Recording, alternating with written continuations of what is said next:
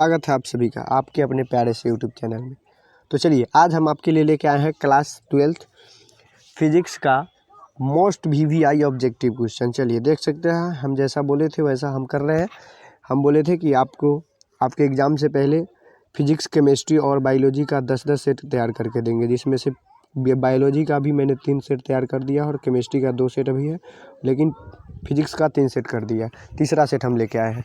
तो चलिए बिना देर किए देखते हैं क्वेश्चन क्या बोल रहा है। पहला क्वेश्चन हमारे सामने है कि the time in which radio active substance becomes half of its initial amount is called, मतलब कि जितने समय में किसी रेडियो एक्टिव पदार्थ की राशि अपने प्रारंभिक परिणाम से आधी हो जाती है उसे कहते हैं। तो उसे क्या कहते हैं? हाफ लाइफ कहते हैं। क्या? Half life. ठीक है, चलिए आप लोग आंसर कमेंट करते जाइए। चलिए जल्दी जल्दी देखते हैं दूसरा क्वेश्चन हमारे पास क्या बोल रहा है। देखिए दूसरा क्वेश्चन हमारे पास है कि सूर्य के प्रकाश का स्पेक्ट्रम होता है। तो सूर्य के प्रकाश का स्पेक्ट्रम कैसा होता है? देखिए सूर्य के प्रकाश का स्पेक्ट्रम कैसा होता है? देखिए सतत होता है, कंटिन्यूअस होता है। कंटिन्यूअस कैसा? कंटिन्यूअस। चलिए अगला क्वेश्चन हमारे पास तीसरा नंबर क्वेश्चन आप देख सकते हैं, लिखा गया कि बेलनाकार लेंस, इंग्लिश वाले भी देख सकते हैं, इंग्लिश भी लिखा हुआ है। ठीक है, बेलनाकार लेंस का व्यवहार किया जाता है, ठीक है, आँख के उस दोष को दूर करने के लिए जिसे कहा जाता है, क्या होता है? तो बेलनाकार लेंस का उपयोग किस दोष को दूर करने के लिए किया जाता है? तो यह किया जाता है एस्टिग्मेटिज्म। ठीक है, चलिए अगला क्वेश्चन हमारे पास है, इसका बेलनाकार लेंस का उपयोग जरा दूर दृष्टि दोष को दूर करने के लिए किया जाता है। किसको किया जाता है? जरा दृष्टि दोष। ठीक है, जरा दर्शिता। ठीक है, चलिए हाँ अगला क्वेश्चन है हमारे पास चौथा नंबर क्वेश्चन आप देख सकते हैं। चौथा नंबर क्वेश्चन है, यहाँ पे आंसर भी इसका गलती लिखा चुका है, इसका मतलब डी हो जाएंगे। ठीक है, चल चौथा नंबर क्वेश्चन है कि निम्नलिखित में किसका अपवर्तनांक सबसे अधिक होता है? देखिए अपवर्तनांक किसका अधिक होता है, देखिए क्या क्या लिखा गया है। लिखा गया है जल, क्या है? जल, ग्लास यानी कि कांच, अगला है हमारे पास लोहा, उसके बाद क्या है? हीरा। ठीक है, तो किसका अपवर्तनांक सबसे ज़्यादा होता है? तो हीरा का सबसे ज़्यादा होता है। ठीक है, हीरा क्या हो जाएंगे? डायमंड हो जाएंगे। तो क्या? डायमंड। ठीक है, चलिए अगला क्वेश्चन देखते हैं। अगला क्वेश्चन है हमारे पास 5 नंबर की प्रकाश के रंग का कारण है। प्रकाश के रंग का कारण क्या है? तो लाइट आउस टू कलर टू इट्स, तो मतलब कि लाइट्स के कलर का कारण क्या है? प्रकाश के रंग कारण क्या है?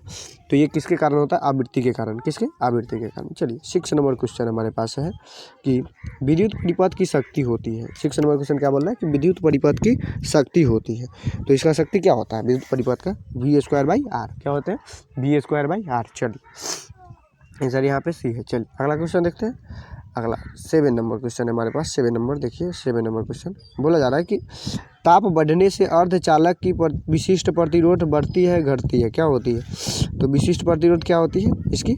देखिए ऑप्शन यहाँ पे दिया हुआ है, ताप बढ़ने से अर्धचालक, देखिए चलिए थोड़ा नीचे हो जाए, ताप बढ़ने से अर्धचालक अर्धचालक लेकर आ चुका है। अर्धचालक की विशिष्ट प्रतिरोध बढ़ती है या घटती है? तो क्या होती है? बढ़ती है, घटती है या नियत रहती है? तो क्या होते हैं? ये घट जाते हैं। क्या हो जाते हैं? डिक्रीज कर जाते हैं। चलिए आंसर हो जाएंगे बी। चलिए अगला क्वेश्चन देखते हैं। अगला क्वेश्चन है हमारे पास 8 नंबर। 8 नंबर क्वेश्चन है कि अनुचुंबकीय पदार्थ की प्रवृत्ति होती है। तो अनुचुंबकीय पदार्थ की प्रवृत्ति तो कैसी होती है? Depends on magnetic field. तो ये मतलब कि किस पे डिपेंड करते हैं? चुंबकीय फील्ड पे। ठीक है, चलिए देख सकते हैं डिपेंड्स ऑन मैग्नेटिक फील्ड। ठीक है, चलिए अगला क्वेश्चन हमारे पास है 9वां नंबर की आवेश के पृष्ठ घनत्व का मात्रक है। आवेश के पृष्ठ घनत्व किसके? आवेश, चार्ज का पृष्ठ घनत्व का मात्रक किसका? पृष्ठ घनत्व। देखिए तो इसमें से क्या हो जाएंगे? कूलम मीटर स्क्वायर हो जाएंगे। क्या हो जाएंगे? Coulomb metre square. ठीक है, कूलम मीटर स्क्वायर। चलिए आंसर हो जाएंगे ए। चलिए 10वां नंबर क्वेश्चन है हमारे पास 10 नंबर की प्रतिघात का मात्रक है। तो प्रतिघात का मात्रक क्या हो जाएंगे? देखिए तो प्रतिघात का मात्रक क्या हो जाएंगे? तो देखिए प्रतिघात का मात्रक क्या हो जाएंगे? ये हो जाएंगे ओम। क्या? ओम। चलिए क्या हो जाते हैं? ओम हो जाते हैं। चलिए और सेल्फ इंडक्टेंस का क्या हो जाते हैं? चलिए इसमें तो क्वेश्चन है नहीं, लेकिन हम बताते हैं क्या हो जाते हैं? हेनरी हो जाते हैं। ठीक है, हेनरी। चलिए अगला क्वेश्चन है हमारे पास, देख सकते हैं 11 नंबर क्वेश्चन है कि हाइड्रोजन स्पेक्ट्रम कि कौन सी श्रेणी दृश्य भाग में पड़ती है? तो कौन सी श्रेणी? 12वां श्रेणी। कौन? 12वां श्रेणी। ठीक है, चलिए देख सकते हैं ऑप्शन यहाँ पे है 12वां श्रेणी। ठीक है, 12वां श्रेणी। 11 नंबर क्वेश्चन है कि कौन सी श्रेणी दृश्य भाग में पढ़ती नहीं है भैया, पढ़ती है। ठीक है, क्या? पड़ती है, ठीक है, पड़ती है। चलिए अगला क्वेश्चन है हमारे पास। हाँ, 12 नंबर क्वेश्चन है कि किलोवाट घंटा मात्रक है। तो किलोवाट घंटा किसका मात्रक है? किलोवाट घंटा किसका मात्रक है? देखिए, तो किलोवाट घंटा किसका मात्रक है? एनर्जी का। किसका? एनर्जी का। चलिए, तो अगर आप इसका PDF डाउनलोड करना चाहते हैं तो डिस्क्रिप्शन में लिंक है, इसका PDF जाके डाउनलोड कर यहाँ पे, ठीक है। चलिए शेयर करते जाइए, वीडियो को शेयर कर दीजिएगा, ठीक है। चलिए अगला क्वेश्चन देखते हैं। 13 नंबर क्वेश्चन हमारे पास है। 13 नंबर क्वेश्चन चलिए देखते हैं। 13 नंबर है कि जब प्रकाश की एक किरण ग्लास स्लैब में प्रवेश करती है तो इसका तरंगदैर्घ्य क्या होता है? तरंगदैर्घ्य क्या होता है? घट जाता है। क्या होते हैं? घट जाते हैं, ठीक है, डिक्रीज कर जाते हैं। तो तरंगदैर्घ्य क्या हो जाएंगे? घट जाएंगे। किसी वस्तु से टकराने के बाद उसके आर पार होने के बाद क्या हो जाते हैं? घट जाते हैं, ठीक है। अगला क्वेश्चन देखते हैं। अगला क्वेश्चन है 14 नंबर, ठीक है, 14 नंबर देखते हैं। चलिए, जब प्रकाश की किरण ग्लास स्लैब से प्रवेश करती है तो इसका तरंगदैर्घ्य घटता है। चलिए, हाँ, 14 नंबर क्वेश्चन है हमारे पास कि आयाम मोडुलन सूचांक का मान होता है। तो आयाम मोडुलन सूचांक का मान क्या होता है? आयाम मोडुलन सूचांक का मान क्या होता है? तो इसका हमेशा 0 और 1 के बीच होता है। कितना है? 0। चलिए अगला क्वेश्चन देखते हैं, ठीक है ना। चलिए अगला क्वेश्चन हमारे पास 15 नंबर या 16 नंबर, 15 नंबर। चलिए 15 नंबर क्वेश्चन है, देख सकते हैं आप यहाँ पे 15 नंबर कि एक आवेशित चालक की सतह, ठीक है, सतह के किसी बिंदु पर विद्युत क्षेत्र की तीव्रता क्या होती है? 0 होती है, सतह के लंबवत होती है, सतह के स्पर्शीय होती है, सतह पर 45 डिग्री पर होती है। क्या होती है? बताइए। तो सतह के लंबवत होती है। कैसी होती है? सतह के लंबवत, ठीक है। आंसर हो जाएंगे बी, सतह के लंबवत होती है, ठीक है। चलिए देख सकते हैं, तो चालक की सतह के बिंदु पर विद्युत क्षेत्र की तीव्रता, तो तीव्रता कैसी होती है? सतह के लंबवत होती है, ठीक है। चलिए 16 नंबर क्वेश्चन हमारे पास है कि इलेक्ट्रॉन वोल्ट द्वारा मापा जाता है। तो इलेक्ट्रॉन वोल्ट द्वारा क्या मापा जाता है? बताइए। चार्ज, पोटेंशियल डिफरेंस, करंट, बताइए क्या नाम मापा जाता है? बताइए। चलिए, तो क्या मापा जाता है? चार्ज मापे जाते हैं। क्या मापे जाते हैं? चार्ज, इलेक्ट्रॉन वोल्ट के द्वारा, ठीक है। चलिए अगला क्वेश्चन हमारे पास कि स्वयं प्रेरकत्व का मात्रक है। तो स्वयं प्रेरकत्व का मात्रक क्या होता है? सेल्फ इंडक्टेंस का। तो सेल्फ इंडक्टेंस का मात्रक नहीं हेनरी हो जाते हैं। क्या हो जाते हैं? हेनरी। चलिए अगला क्वेश्चन देखते हैं। 18 नंबर क्वेश्चन हमारे पास। 18 नंबर देखिए, 18 नंबर क्वेश्चन क्या बोल रहा है कि जब किसी एमीटर को संट किया जाता है। क्या किया जाता है? संट किया जाता है तो इसकी माप सीमा घटती है, बढ़ती है या समान रहती है? बोलिए क्या होते हैं? तो इसकी माप सीमा बढ़ती है। क्या होती है? बढ़ती है, ठीक है। चलिए 19 नंबर क्वेश्चन हमारे पास है। 19 नंबर कि इलेक्ट्रॉन वोल्ट द्वारा मापा जाता है। तो इलेक्ट्रॉन वोल्ट द्वारा क्या मापा जाता है? चलिए बताइए, इलेक्ट्रॉन वोल्ट द्वारा क्या मापा जाता है? चलिए बताइए, जल्दी कमेंट कीजिए। चलिए, हाँ, इलेक्ट्रॉन वोल्ट द्वारा किसको मापा जाता है? पोटेंशियल डिफरेंस को। चलिए अगला क्वेश्चन हमारे पास है, देख सकते हैं 20 नंबर है। तो 20 नंबर क्वेश्चन बोला जा रहा है कि ऑप्टिकल फाइबर किस सिद्धांत पर कार्य करता है?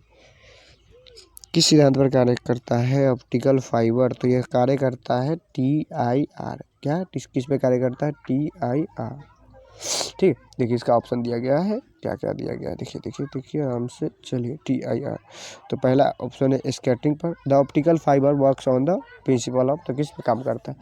टोटल इंटरनल रिफ्लेक्शन, TIR, ठीक है, टोटल इंटरनल रिफ्लेक्शन। चलिए अगला क्वेश्चन है हमारे पास, तो इसका आंसर हो जाएंगे डी। चलिए अगला क्वेश्चन 21 नंबर हमारे पास कि डायनेमो के कार्य का सिद्धांत आधारित है। तो डायनेमो के कार्य का सिद्धांत किस पे आधारित होता है? किस पे? देखिए ऑप्शन क्या दिया गया है? हीटिंग इफेक्ट ऑफ करंट, यानी कि धारा के ऊष्मीय प्रभाव पर। इलेक्ट्रोमैग्नेटिक इंडक्शन, विद्युतीय चुंबकीय प्रेरण पर। मैग्नेटिक इंडक्शन, प्रेरित चुंबकत्व पर। और अगला है इलेक्ट्रिक इंडक्शन, यानी कि प्रेरित विद्युत पर, ठीक है। तो किस पे काम करता है? इलेक्ट्रोमैग्नेटिक इंडक्शन पर, यानी कि विद्युतीय चुंबक पर, ठीक है।